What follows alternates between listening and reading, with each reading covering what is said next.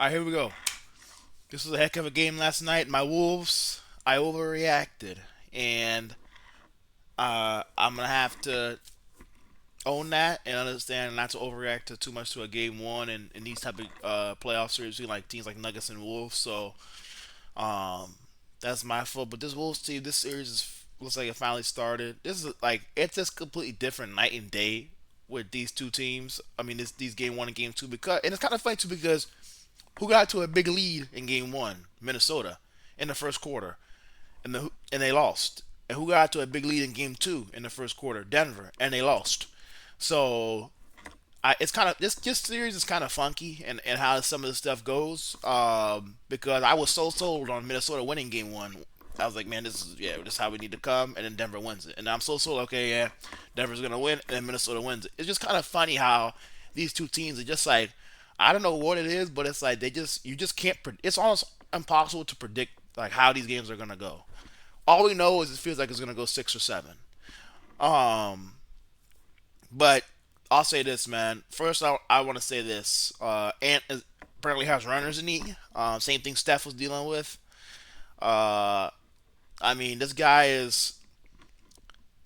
Today was like a sneak peek of what I think. Even he was more shots he should have made. When he has a home environment in front of him, Denver needs to be careful. It could be 40 or 50. They don't have anybody that can guard him. They don't have an answer for him. Flat out. They don't have anybody that can match up with him. So Denver, that's a big issue for me when it comes to Denver.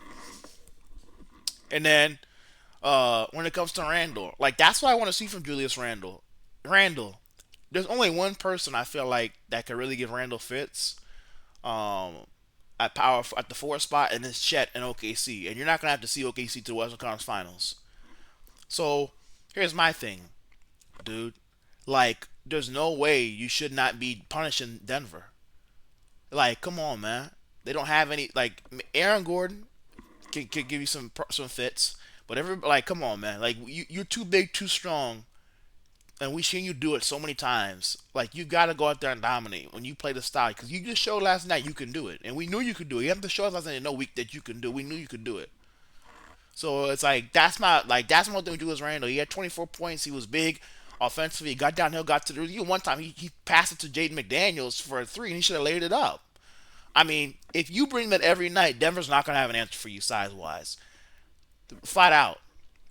They're not, and so I feel like honestly, like when Julius does that, and then we know what Ant's gonna bring on a night to night basis. Uh, this Minnesota team can beat Denver flat out, and then the defense, like, well, I want to talk about this. The first quarter, I mean, for Minnesota to come back and will them back from down 19. I mean, they fouled was it three guys on 3 point attempts. I think it was coming off of screens, and it was what two on Murray that he got on Ayo Dosunmu. It was a quick two on Ayo Dosunmu, and then he got Tim Hardaway. And I forgot who fouled Tim Hardaway, but yeah, I mean like that was kind of ridiculous. I'll be real for Minnesota. Like those things just can't happen. Like you cannot foul 3 point shooters, and like it just can't happen. It can't happen. And so and then they did it again later in the game too. I think the third or fourth, second half, third or fourth quarter, they fouled another 3 point shooter on another 3 point attempt. So fouled somebody on it. So like you can't foul a team 4 times on 3 point attempts. That's not a successful game plan to winning a series or championships and winning series. So Minnesota's. I mean, that's kind of elementary school stuff. They got to clean that up. And when you see mistakes like that, you're like, how did Minnesota even win this game? Down 19. It's the second time now. Anthony Edwards. It was what game 7 2 years ago, 2023, right, where he came back down in game 7, down 20 at home versus Jokic, and came back and beat him and knocked Jokic and sent Jokic home. And now down 19, one less point, down 19 on the road in Denver, game 2. Anthony Edwards brings him back. And, I mean, obviously it's a team thing, but Anthony Edwards is right. You get what I'm trying to say. Anthony Edwards, the Timberwolves, come all the way back and storm to take game 2. Like there needs to be real conversations about Ant and Jokic. Only thing holding Ant back, I've always said this, is Jokic just showing he can do it in the finals and the Western Conference Finals. Ant has not shown that yet. Ant has shown he can do it in the first and second round. Ant has not shown he can do it. Ant has not shown he can do it in the third and fourth round conference finals and finals where championships and conference championships are won. And so That's the only thing holding Ant, I feel like, back from being better than Jokic, because he is showing when he sees Jokic in the playoffs. Ant has showed me in the first two rounds he's as good as anybody. I truly believe that. It's the last two rounds where he showed me he's as bad as anybody. And so and that's where it has to change. Uh, but I mean, there's real conversations about Ant and Jokic because he is showing that when he goes toe to Jokic, he is giving him he is beating him. I mean, literally, he sent him home in Game 7 on his home floor, and then Jokic is mad because he was dancing. He should be dancing. I just sent home Nikola Jokic. You know, so the MVPs are cool, but this is what championships are what really matter. And so you can have all the MVPs. What about sending you home in playoff series? So I will in a playoff series. So here we go. Game. This is another one now. Um, and so I'm just all because it's just so much I want to get into this. But like I said, come back down 19. This Minnesota team is just ridiculous. Defensively, the last 5 minutes of that, or like the fourth quarter of that game, like Jamal Murray and Nikola Jokic, we put the clamps on those two. I mean, like there needs to be. I'm glad. I'll be real. They're getting the credit they deserve on social media and by NBA fans. But I'm glad that they're getting the credit because they deserve it. Because all I ever see about Gobert and all he ever seen his whole career is how bad he is, and everybody laughs at him when he makes mistakes. But this guy, Rudy Gobert, has gotten better and better his whole career. His whole career, this dude has gotten better and better, especially since he got into Minnesota defensively. Like I remember when he got remember versus Dallas and Luca when Luca. I remember Dan shaking his head and Luca put onto the perimeter and told him, "I own you" and this kind of stuff. Go look at the next year, last season, the next season when Luka was on the Lakers in the playoffs. Go look at what Rudy Gobert did versus him in isolation and LeBron and I think Reeves. He was phenomenal. Luka was not picking on him in isolation. Not with the Lakers. Not last year. And that showed me Gobert's improved because when he says I just want to keep getting better and better, I just want to keep getting better and better as a player. This guy's gotten better with age. You know, we talk about Steph Curry and LeBron getting better with age. What and Kawhi Leonard, all these guys. But what about Rudy Gobert getting better with age? He's one of the best defenders the sport has ever seen. And so, like now he did it versus the Lakers, and he did it last year, and now here he goes again versus Jokic. He put the clamps on Jokic. And I'm telling you, bro. I'm telling you. If you can get, if you can stop, and that's why I said Minnesota. I even watched the game. I was like, at some point they're gonna have to stop this two-man game with Jokic and Murray. At some point they're gonna have to do something to stop it and get them out of it because it's just too easy for Denver. If Denver can do that two-man game with Jokic and Jamal Murray, you're not gonna beat them. It's gonna be very hard to beat them, almost impossible to beat. But if you can get them out of the two-man game and you put length on Jamal Murray, so now as a shot creator, he has a 6 foot 8, 6'7", whatever, 6'9". JD McDaniels on him with 7 foot plus wingspan or whatever. That's going to be very hard for him to get a comfortable shot. And then you get Rudy Gobert and his length and his size on Nikola Jokic. That's going to be very hard for Nikola Jokic to get a shot because I have major questions about what Denver can do one on one versus what do are we sitting? I'm not gonna. I'll be honest. I can't sit there and say one on one Jamal Murray is going to consistently be able to get baskets on JD McDaniels. One on one, Nikola Jokic is going to consistently be able to get baskets on Rudy Gobert. I can't sit here and say that right now, going into Game 3 and Game 4 in this series. I got major questions about Jokic because I can't call you best player on the planet, and then the best player on the planet has to go win a game like that. The best player on the planet has to go get big baskets in those high moments. The best player on the planet cannot struggle to score one on one versus great defenders. I'm just gonna be real. So there needs to be like that. This is my qualm. This is my big qualm with Jokic. I can't call you best in player on the earth and then you go out there and do what you did. By the way, 1 for 7 from three. He only had one made made three, missed a bunch of threes. Cam Johnson missed I think 1 for 4 or 1 for 6. Aaron Gordon 1 for 4. I mean, that's the next thing too. Denver is not. I don't think they've been shooting as well as they should be with some of the looks they've been getting this series either, or first two games, and that's a problem because Minnesota's only going to shoot it better when they get home. Um, and so yeah, but that's my thing with Jokic. Just like we got it. Just like the MVPs are cool, but what about now? I like MVPs are great, but that's a regular season award. I value playoffs over everything. So that's just how I operate. So if you're gonna be best player in the world, I gotta see it. If Jamal Murray is gonna be big time championship second option, let me see it. Let's see it. Because right now, like that was just clamps that Minnesota put on those two last night. Like those two completely got locked up by Jaden McDaniels and Rudy Gobert, and then the rest of the guys around him helping was phenomenal. Even Ant, Jokic wanted him a floater, and Ant came in there and he knew Jokic knew he was about to block it. He had to throw it down to Christian Brown. Christian Brown got fouled. Like it was a team thing for Minnesota. That was phenomenal defense.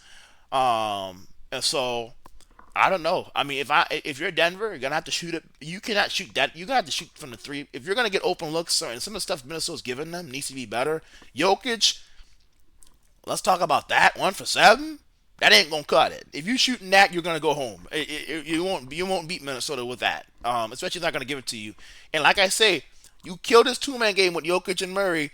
I got major questions about how these guys are gonna be superstar offensive players versus Minnesota consistently for 4 quarters. I really do. And you can sit here and laugh, but I really do have questions about can he get baskets versus Gobert 1-on-1 for 4 quarters, multiple games in a series. Can Jamal do it 1-on-1 for 4 quarters, multiple games? Because I'm watching Ant do it. I'm watching Randall do it. I'm watching a lot of guys in Minnesota do it. Can Jokic and Murray do it? We're going to have to find out, but I just don't feel comfortable saying that for sure. Because what I saw last night was Hall of Fame defense. And like I say, Rudy Gobert needs more credit. Y'all look to laugh at this dude, and I'll be honest, I gotta give y'all credit. He is getting a lot of credit on social media, and he deserves it. But he's one of the best defenders we've ever seen, and he's continued to get better, and he's only getting better. So like, I'm this Denver's in trouble. I'm just gonna be real. This home crowd they're gonna go through with Minnesota, and how this team's gonna play in front of his home crowd is gonna be pretty rough. I'm gonna be honest for Denver. Like I said, I overreacted, but this Minnesota team is going to be a problem for them, man. Uh, Legit. And other players I want to give credit to too is Dante DiVincenzo. Like 16 points. He's been a sniper for this whole series, damn near from three. It's like he couldn't miss, and he's making some deep ones. Minnesota cannot let him go. I mean, I don't trade him unless it's for Giannis. Like unless you're trading him for Giannis or Kawhi Leonard, I'm treating Dante DiVincenzo like an untouchable because you need guys like him in the playoffs because he makes like guys like Don DiVincenzo are so hard to find. Role players that show up in big moments are so hard to find. As we know, the role players come and go, the stars stay. And so, like, finding big time role players that can make big time shots in high press situations are so massive, especially like 3-point shooters like that, especially from deep range. And especially when they want to double ant and that kind of stuff. Minnesota needs to treat him like almost like an untouchable. Like, we're not letting him go unless it's for like a Giannis or a Kawhi Leonard or something like that. But this team is really, really good. And I'll say this too. Finch finally took out his. He needs to continue to do this. Anderson. I didn't like Kyle Anderson playing, but he only played 5 minutes, and then Mike Conley only played like 4. So like a total, they played like 9 total minutes. Finch, thank you, bro. Kyle Anderson and Mike Conley should not be playing in the series. I'm just gonna be real. And my thing too, just to be honest, if anybody should be playing, it should be Juwan Beranger and Terrence Shannon. Those are the two. If you're gonna play a guard off the bench, it should be Shannon, and it's not gonna be Bones Highland or one of these guys. It should be Shannon. If you're gonna play somebody to play that 5 spot, it should be Juwan Beranger. And I'll say this too. If Finch really wants to grow up, he has got to stop with the Nas Reed, Julius Randle on Jokic. It's not gonna work, and that's why Jokic got a lot of his points and his buckets. So I remember that third quarter, it was like, oh my gosh, I think it was like 81, 88, or 87 at the end of the third quarter. Jokic killed it because Nas Reed and Julius Randle are not equipped to guard Nikola Jokic. Juwan Beranger is. Juwan Beranger is equipped to guard Nikola Jokic. Please, just bro, it just doesn't make sense. It's not gonna work. And I have major qualms with that too, because, like, bro, like, that's just not gonna work, bro. You have to do something else. Like, and you have Juwan Beranger, you have a 7-foot center who is the next Rudy Gobert on the bench, and he can block, he can do it all. Come on, like, it don't make sense to me. Like, why you think you're not Nasri and Julius Randle can't guard him? I watched him took Nasri and put him in the front row. Nasri can't guard that guy, man. It doesn't make sense. So they're gonna have to change that too, because if Finch is really gonna grow as a coach and show like, hey, I'm not stubborn, that needs to change too, because that's ridiculous. And so I'll say that, and then I like to say too, how does Bone Highland? Like, I just can't with Finch, bro. I'd say we win in spite of this guy. I don't know if we win I don't know how many times we win because of him. How does Bone Highlands have 13 points and only played 10 minutes? He was on fire.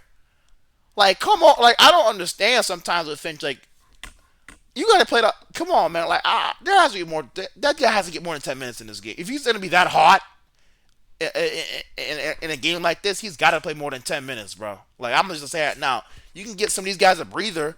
You can get somebody. You know what I'm saying? You can get more impact offense. They have not had a. I don't think they've had an answer for Bones Highland. Honestly, the first two games, he just missed a couple layups. Ant missed a couple today.